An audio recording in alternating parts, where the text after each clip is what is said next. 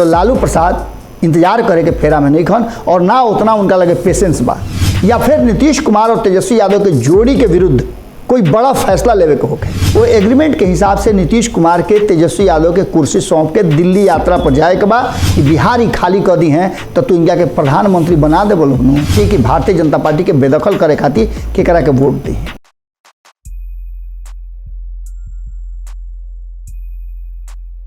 तनिको ठेस लागे तो आह निकल जाला, तनिको ठेस लागे तो आह निकल जाला। सियासी चोट लगलो पर चुप्पी साध लियाला, सियासी चोट लगलो पर चुप्पी साध लियाला। बड़ी जानलेवा होला सियासत के खेल, बड़ी जानलेवा होला सियासत के खेल। पलखत मिलते अचके में गोल बदल लियाला। गोल आता नहीं हेरा से अभिनंदन बरुआ लोग के खूंटा ठोक पर। ढेर दिन से रुआ लोग लगातार बिहार के राजनीति में होखे वाला उतार चढ़ाव के देखा तनी। कितना लोग मने मने ही पुआ पकावत हुई कि तेजस्वी यादव अब जल्दी मुख्यमंत्री बन जी हैं। कितना लोग के बात के भरम हो गई हुई कि अरे प्रधानमंत्री के कुर्सी तो बस नियरे बा, झट से बैठ जाए के बा। लालू प्रसाद और नीतीश कुमार के दोस्ती के लेकर के ढेर लोग खिसियाइलो बा, ढेर लोग ओकरा के लेकर के अब कहता कि चल अब भूल चूक लेनी देनी जौन भइल तौन भइल। लेकिन ये सब में सबसे जौन जरूरी बात बा वो ई बा कि रउआ का भेटाई लालू प्रसाद के पुत्र बिहार के मुख्यमंत्री बन जी हैं, नीतीश कुमार देश के प्रधानमंत्री बन जी हैं। 2014 में तो ये भई रहे। 2014 में नीतीश कुमार और लालू प्रसाद एके संगे रहन। नरेंद्र मोदी जो सपना देखौले रहन उस सपना देख के लोग उनका के वोट दिले रहे और सत्ता में ले आई कि कांग्रेस से बढ़िया काम करी है। नतीजा जे साथे रहे वो सब आज उनका से फरका बा। कुछ लोग ये चलते फरका बा कि वो अन्याय करते रहे, कुछ लोग ये चलते फरका बा कि उनका वो से बेहतर डील मिलल, कुछ लोग फरका ऐसे बा कि अब उनकर जरूरत भारतीय जनता पार्टी के नहीं है। लेकिन वक्त के साथ साथ बिहार के सियासत बदलल। कितना लोग पलखत मिलते गोल बदल लिहल। लेकिन एक पूरे कहानी में जौन वर्तमान बा वो एक जगह जाके टिकल बा, खास करके बिहार के लोग खातिर। देश के राजनीति पर चर्चा बाद में, पहले बिहार के चर्चा। और बिहार के चर्चा में 2020 में भी तेजस्वी यादव के मुख्यमंत्री बनावे खातिर हर कोई जितना सर्वे रहे, जे तेजस्वी यादव के समर्थक रहन, जे उनकर विरोधी रहन, वो ये बात के कहत रहन कि तेजस्वी यादव जौना तरीका से प्लानिंग बनौले बाड़े, जौना तरीका से वो आगे बढ़ रहा बाड़े, बदलाव जरूरी बा। और बदलाव नीतीश कुमार के सत्ता से बेदखल कर दी हैं। 2017 के बदला ले ली हैं। लेकिन ऐसा भइल ना। बिहार के जनता जौन कि आज चिचिया के बात कह रहा बाड़ी कि तेजस्वी यादव मुख्यमंत्री के दावेदार सबसे बेहतर बाड़े। वो घड़ी इहो कहल जात रहे कि नीतीश कुमार बेईमानी कर ले। आज वो बेईमान के साथे रुआ खड़ा बानी और यह बात के आशा लगौले बानी कि रुआ मुख्यमंत्री के कुर्सी तक पहुंच जाई तो पहले ही खाली करिए तब नु रुआ संगे एग्रीमेंट हो जाओ। लेकिन एक पक्ष एग्रीमेंट के पूरा ना करो तो नतीजा का हुई। वो एग्रीमेंट के हिसाब से रुआ जौन तय कैले रही रुआ भेटाई ना भेटाई। बार बार जब नीतीश कुमार ये बात से इनकार करता रहे कि वो प्रधानमंत्री के उम्मीदवार नहीं कन, तब लालू प्रसाद और तेजस्वी यादव के करेजा पर कटारी चलता। कारण कि अभी तक जौन संविदा बा, जौन एग्रीमेंट भइल बा, वो एग्रीमेंट के हिसाब से नीतीश कुमार के तेजस्वी यादव के कुर्सी सौंप के दिल्ली यात्रा पर जाए के बा और देश भर के जो अलग अलग राजनीतिक दल बड़े उनका के जुटा करके और नरेंद्र मोदी के विरुद्ध माहौल बनावे के बा। लेकिन नीतीश कुमार बिना कुर्सी के रह जास। उनके पुरान संघाती उनका खातिर 2015 में स्ट्रेटजी बनावे वाला प्रशांत किशोर कहता रहे कि फेविकोल के दुकाने वाला हमारा नहीं भेटा। बुझाता कि कुल फेविकोल नीतीश कुमार लगा ले बड़े अपना कुर्सी में ऐसे चिपकल बड़े। और नीतीश कुमार के विशेषता बा, जब जब उनका कुर्सी पर कोनो औगार आइल बा तब तब वो खेल कर दिले बड़े। नीतीश कुमार के रुआ कोनो बात कहली, अल्टू कहली, पलटू कहली, जौन कहली, विभिन्न तरह के अलंकार से अलंकृत कल जा रहा बड़े नीतीश कुमार। लेकिन सबसे बड़ बात बा कि बिहार के बदले वाला के हुई, और अगर बिहार के बदले वाला कोई बा, जैसे रुआ लोग तेजस्वी यादव के समर्थक बानी, अभी बिहार भर में यही बात के चर्चा बा, चाहे कोनो धर्म वर्ग के लोग होके एके बात कह रहा बा कि तेजस्वी बन जैते तो बिहार बदल जाते, तेजस्वी बन जैते तो हई हो जाए, तेजस्वी बन जैते तो रोजगार भेटा जाए, तेजस्वी पहला कलम से 10 लाख लोग के रोजगार दे देते, नौकरी दे दे रहते। अब क्या नीतीश कुमार उनको से 4 हाथ आगे बढ़ गए। 2020 में भारतीय जनता पार्टी चिचियात रह गई कि नौकरिया के घोषणा कर दी, रोजगार के घोषणा कर दी, ना मन ले, टस से मस ना भइले।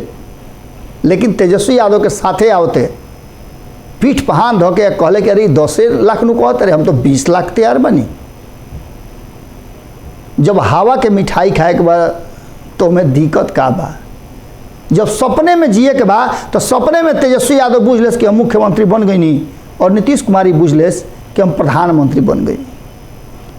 दिल्ली दूर बा, असंभव नहीं खे, दिल्ली जाए खातिर विभिन्न तरह के साधन बा, लेकिन उनमें सबसे जो मजबूत साधन बा वो आम जनता के वोट बा।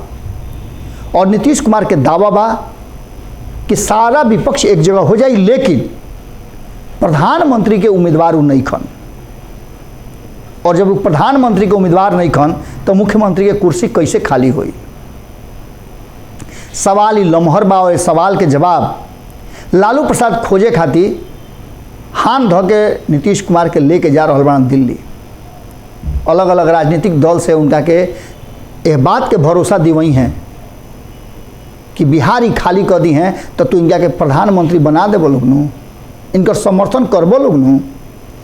इस बात पर कितना के का करी ये अलग बात बा, कारण कि जौन आंकड़ा बा वो आंकड़ा के हिसाब से बिहार संदेश तो दे रहा बा, जौन से भारतीय जनता पार्टी डेराइल भी बा।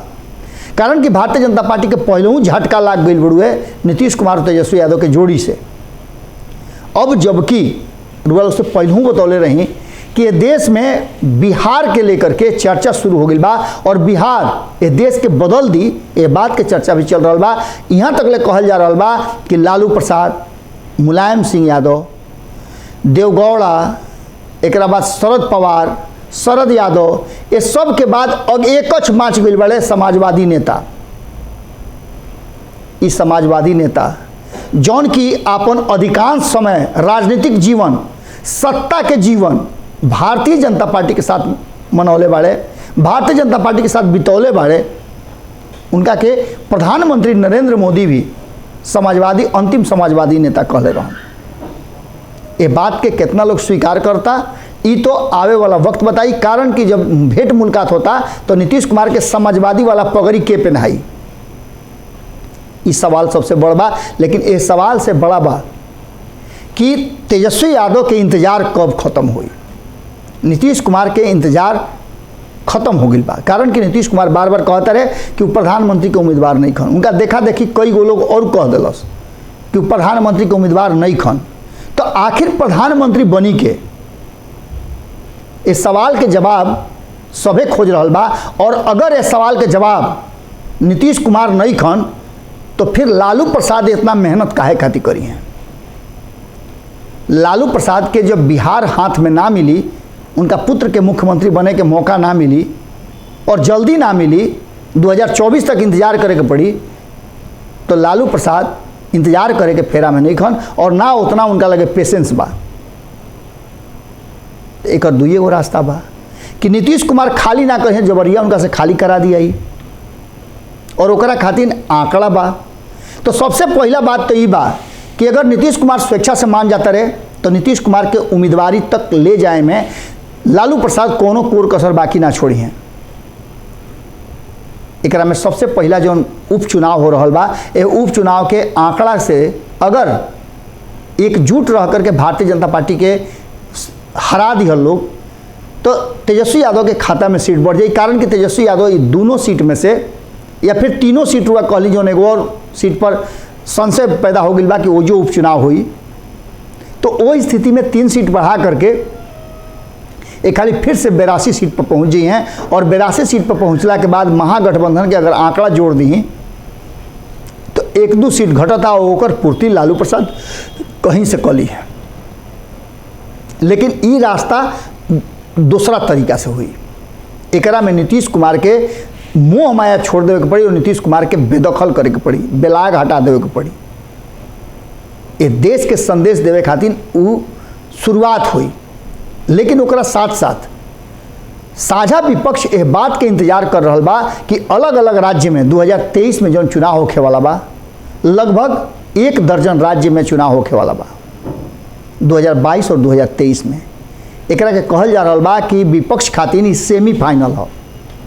ये सेमीफाइनल में नीतीश कुमार कैसे नेतृत्व करी हैं और अलग अलग राज्य के जो क्षेत्रीय दल बाड़े जिन पर सीधा टक्कर भारतीय जनता पार्टी से बा, ओकरा के कैसे एकजुट करी हैं, जबकि बिहार वो खाली ना करी हैं। एकरा में समय लगी और समय देवे के पड़ी अलग अलग राज्य में। वो ई जनता के समझावे खातिर कि भारतीय जनता पार्टी के बेदखल करे खातिर केकरा के वोट दी हैं। ये एगो प्रयोग लालू प्रसाद तेजस्वी यादव से पश्चिम बंगाल में करौले रहन, एकरा अलावे उत्तर प्रदेश में भी करौले रहन। लेकिन उत्तर प्रदेश में मामला घचपचा गई, कारण कि भारतीय जनता पार्टी के विरोध में जहां एक तरफ अखिलेश यादव रहन, वो ये कई गो दल जौन कि आज महागठबंधन के हिस्सा बाड़े, वो सब विरोध में लड़ रहन। एकरा से भारतीय जनता पार्टी के फायदा मिलल। हालांकि लड़ाई में अखिलेश और तेजस्वी यादव के समर्थन से काफ़ी कुछ अंतर पड़ल, असर भी पड़ल। और ये प्रयोग अगर यह देश में होता तो नीतीश कुमार के खातिर कुर्सी खाली करे के पड़ी। लेकिन नीतीश कुमार अभी भी कुर्सी खाली करे के फेरा में नहीं खन। नीतीश कुमार इस सिक्योरिटी लिहल चाहता रहन कि वो अगर मुख्यमंत्री के कुर्सी खाली करता तो उनका तुरंत मिले के चाहिए प्रधानमंत्री की कुर्सी। और अगर 2024 तक की मामला चल गई तो अतना ना तो तेजस्वी यादव बर्दाश्त करे के फेरा में बढ़े और ना उनका दल के लोग। इस सारा बात के लेकर के जहां भारतीय जनता पार्टी पूरा प्लानिंग बना रहा बा, पूरा तैयारी कर रहा बा, अमित शाह से लेकर के मतलब शीर्ष नेता से लेकर के नीचे तक ले सारा लोग के बिहार दौरा हो रहा बा। और एक शुरुआत आवे वाला अगला सप्ताह से हो जाएगी। तैयारी पूरा जोर शोर से चल रहा बा। और ये जोर शोर के तैयारी में तेजस्वी यादव के ई बात जनावे के कोशिश हो रहा बा चरतरफा कि नीतीश कुमार इतना आसानी से कुर्सी खाली ना करी हैं। लेकिन एकरा से लम्हर बात बा कि भारतीय जनता पार्टी जो तैयारी कर रहा बा, वो तैयारी में पितृपक्ष खत्म होते बिहार में बड़ा परिवर्तन देखे के मिली। अगर तेजस्वी यादव और नीतीश कुमार की जोड़ी असही कटहर के लाशा लेखा सटल रह गई तो बिहार सहित देश में बड़ा बदलाव हुई। और भारतीय जनता पार्टी ओकरा खातिर सब कुछ दाव पर लगावे खातिर तैयार बा। चाहे नीतीश कुमार और तेजस्वी यादव के अलग करे खातिर कोनो ऐसा प्रक्रिया अपनावे के पड़े, या फिर नीतीश कुमार और तेजस्वी यादव के जोड़ी के विरुद्ध कोई बड़ा फैसला लेवे के होके, जना में चिराग पासवान से लेकर के RCP सिंह तक केंद्र में मंत्री बन सकता रहे। और एजा से एगो नया शुरुआत हुई। और यह नया शुरुआत में नीतीश कुमार के तेजस्वी यादव के जोड़ी के पटके के तैयारी हुई। लेकिन सबसे बड़ बात बा कि तेजस्वी यादव जौना कारण से नीतीश कुमार के साथ आइल बड़े, जौना एग्रीमेंट के साथ आइल बड़े, वो एग्रीमेंट नीतीश कुमार के ई कहला से कि वो प्रधानमंत्री के उम्मीदवार नहीं खन, बिहार के कुर्सी अभी नहीं खन छोड़े जात। निश्चित रूप से तेजस्वी यादव के नागवार गुजरत हुई। और इतना पेशेंस जो बा वो केहू में नहीं खे। आज के खूंटा ठोक में एजे रुआ लोग से विदा ले। काल फिर भेंट हुई, नया विषय हुई। बहुत बहुत धन्यवाद।